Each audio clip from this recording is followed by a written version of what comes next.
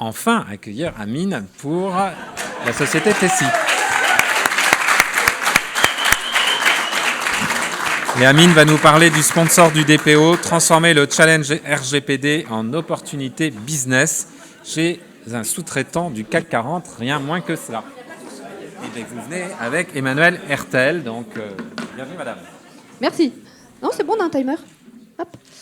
Bonsoir à tous et à tous, je suis Emmanuelle Hertel, directeur général d'Innovation and Trust, la Digital Factory de Tessie. Je suis avec Amine Talbi, notre DPO. Alors, Tessie, en quelques mots ou en quelques chiffres, c'est 550 millions d'interactions par an avec nos clients, c'est 300 millions de messages envoyés par an également. C'est 13 500 collaborateurs, c'est 15 pays, des datas issues des données bancaires, santé et personnelles. Je suis moi-même responsable de traitement et sur le rôle RGPD, nous avons bien les 3 rôles. Nous sommes sous-traitants, co-traitants et responsables de traitement. Effectivement, Emmanuel. Dès 2017, avant même l'entrée en application des RGPD, nous avons mis en place une gouvernance solide, alignée sur la stratégie de réduction des risques et surtout soutenue par la direction générale. Et d'ailleurs, la présence de plusieurs membres des COMEX en est la parfaite illustration. Donc, dès le début, et pour harmoniser nos pratiques, nous avons mis en place un système de management de la protection des données qui s'applique à l'ensemble de nos filiales.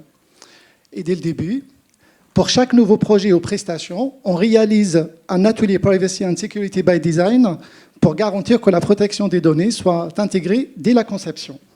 Et au quotidien, on a une équipe DPO qui supervise la conformité de plus de 7500 traitements, à la fois RT et OST.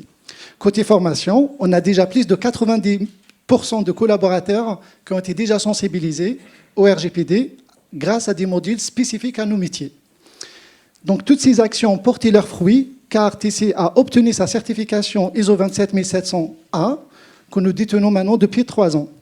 Mais aussi l'approbation de nos BCR, les règles contraignantes d'entreprise par la CNIL et la CEPD, depuis 1 an.